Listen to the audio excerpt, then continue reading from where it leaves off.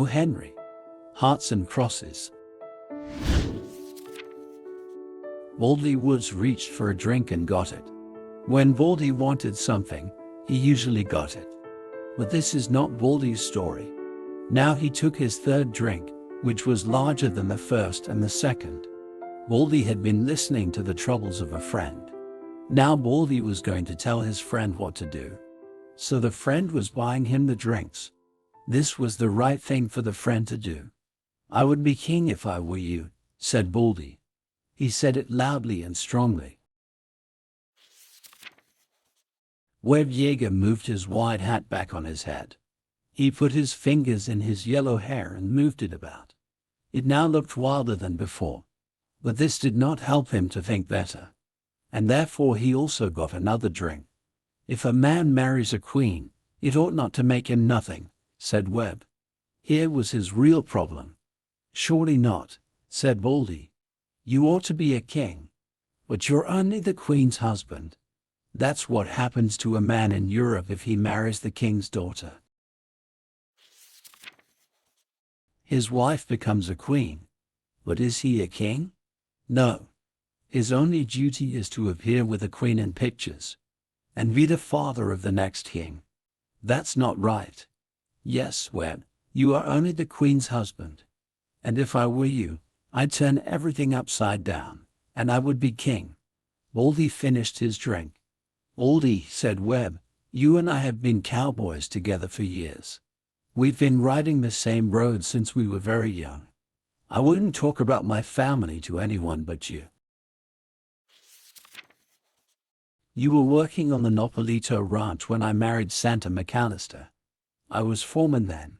But what am I now? Nothing. When old McAllister was the cattle king of West Texas," continued Baldy, "you were important. You told people what to do. Your commands were as strong as his." Are you enjoying this story? Let us know by tapping the like button. Thank you. "That was true," said Webb, "until he discovered that I wanted to marry Santa. Then he sent me as far away from the ranch house as he could. When the old man died, they started to call Santa the cattle queen. Now I tell the cattle what to do. That's all. She takes care of all the business. She takes care of all the money. I can't sell any cattle, not one animal. Santa is the queen, and I'm nothing. I would be king if I were you," said Baldy Woods again.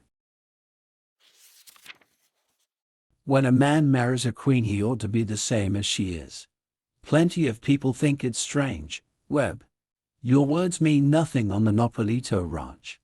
Mrs. Yeager is a fine little lady. But a man ought to be head of his own house." Webb's brown face grew long with sadness. With that expression, and his wild yellow hair, and his blue eyes, he looked like a schoolboy who had lost his leadership to another, strong boy. Yet his tall body looked too strong for such a thing to happen to him. "I'm riding back to the ranch today," he said. It was easy to see that he did not want to go. "I have to start some cattle on the road to San Antonio tomorrow morning. I'll go with you as far as Dry Lake," said Baldy. The two friends got on their horses and left the little town where they had met that morning. At Dry Lake, they stopped to say goodbye. They had been riding for miles without talking. But in Texas, talk does not often continue steadily. Many things may happen between words. But when you begin to talk again, you are still talking about the same thing. So now Webb added something to the talk that began 10 miles away. "You remember, Baldy, there was a time when Santa was different. You remember the days when old McAllister kept me away from the ranch house. You remember how she would send me a sign that she wanted to see me? Old McAllister had said he would kill me if I came near enough. You remember the sign she used to send, Baldy? The picture of a heart with a cross inside it." "Me?" cried Baldy. "Sure, I remember. Every cowboy on the ranch knew that sign of the heart and the cross. We would see it on things sent out from the ranch. We would see it on anything. It would be on newspapers, on boxes of food. Once I saw it on the back of the shirt of a cook that McAllister sent from the ranch. Santa's father made her promise that she wouldn't write to me or send me any word. That heart and cross sign was her plan. When she wanted to see me, she would put that mark on something that she knew I would see. And when I saw it, I traveled fast to the ranch that same night. I would meet her outside the house. We all knew it, said Baldy. But we never said anything. We wanted you to marry Santa. We knew why you had that fast horse. When we saw the heart and cross on something from the ranch, we always knew your horse was going to go fast that night. The last time Santa sent me the sign, said Webb, was when she was sick. When I saw it, I got on my horse and started. It was a 40-mile ride. She wasn't at our meeting place. I went to the house. Old McAllister met me at the door. "Did you come here to get killed?" he said. "I won't kill you this time. I was going to send for you. Santa wants you. Go in that room and see her. And then come out here and see me." Santa was lying in bed very sick. But she smiled and put her hand in mine, and I sat down by the bed, mud and riding clothes and all. "I could hear you coming for hours, Webb," she said. "I was sure you would come. You saw the sign." "I saw it," I said. "It's our sign," she said. "Hearts and crosses. To love and to suffer, that's what they mean." And old Dr. Musgrove was there. And Santa goes to sleep and Dr. Musgrove touches her face, and he says to me, "You were good for her. But go away now. The little lady will be all right in the morning." Old McAllister was outside her room. "She's sleeping," I said. "And now you can start killing me. You have plenty of time. I haven't anything to fight with." Old McAllister laughs, and he says to me, "Killing the best foreman in West Texas is not good business. I don't know where I could get another good foreman. I don't want you in the family. But I can use you on the Nopalito if you stay away from the ranch house. You go up and sleep, and then we'll talk." The two men prepared to separate. They took each other's hand. "Goodbye, Baldy," said Webb. "I'm glad I saw you and had this talk." With a sudden rush, the two riders were on their way. Then Baldy pulled his horse to a stop and shouted. Webb turned. "If I were you," came Baldy's loud voice, "I would be king." At 8 the following morning, Bud Turner got off his horse at the Nopalito ranch house. Bud was the cowboy who was taking the cattle to San Antonio. Mrs. Yeager was outside the house, putting water on some flowers. In many ways Santa was like her father, King McAllister. She was sure about everything. She was afraid of nothing. She was proud. But Santa looked like her mother. She had a strong body and a soft prettiness. Because she was a woman, her manners were womanly. Yet she liked to be queen, as her father had liked to be king. Webb stood near her, giving orders to 2 or 3 cowboys. "Good morning," said Bud. "Where do you want the cattle to go?" "To Barber's as usual." The queen always answered such a question. All the business, buying, selling, and banking had been held in her hands. Care of the cattle was given to her husband. When King McAllister was alive, Santa was his secretary and his helper. She had continued her work and her work had been successful. But before she could answer, the queen's husband spoke. "You drive those cattle to Zimmerman and Nesbitt's." "I spoke to Zimmerman about it." Bud turned, ready to go. "Wait," called Santa quickly. She looked at her husband with surprise in her gray eyes. "What do you mean, Webb?" she asked. "I never deal with Zimmerman and Nesbitt. Barber has bought all the cattle from this ranch for 5 years. I'm not going to change." She said to Bud Turner, "Take those cattle to Barber. Bud did not look at either of them. He stood there waiting. Don't miss a single chapter of our extraordinary stories. Hit the subscribe button now. I want these cattle to go to Zimmerman and Nesbitt, said Webb. There was a cold light in his blue eyes. It's time to start, said Santa to Bud. Tell Barber we'll have more cattle ready in about a month. Bud allowed his eyes to turn and meet Webb's. You take those cattle, said Webb, too. Barber, said Santa quickly. Let's say no more about it. What are you waiting for, Bud? Nothing, said Bud.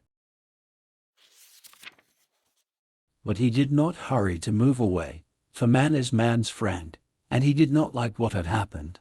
You heard what she said, cried Webb. We do what she commands. He took off his hat and made a wide movement with it, touching the floor. Webb, said Santa, what's wrong with you today? I'm acting like the Queen's fool, said Webb. What can you expect? Let me tell you. I was a man before I married a cattle queen. What am I now? Something for the cowboys to laugh at. But I'm going to be a man again. Santa looked at him. Be reasonable, Webb, she said quietly. There is nothing wrong. You take care of the cattle. I take care of the business. You understand the cattle. I understand the business better than you do. I learned it from my father. I don't like kings and queens, said Webb, unless I'm one of them myself. All right. It's your ranch. Barber gets the cattle. Are you enjoying this story? Let us know by tapping the like button. Thank you. Webb's horse was tied near the house. He walked into the house and brought out the supplies he took on long rides. These he began to tie on his horse. Santa followed him. Her face had lost some of its color. Webb got on his horse.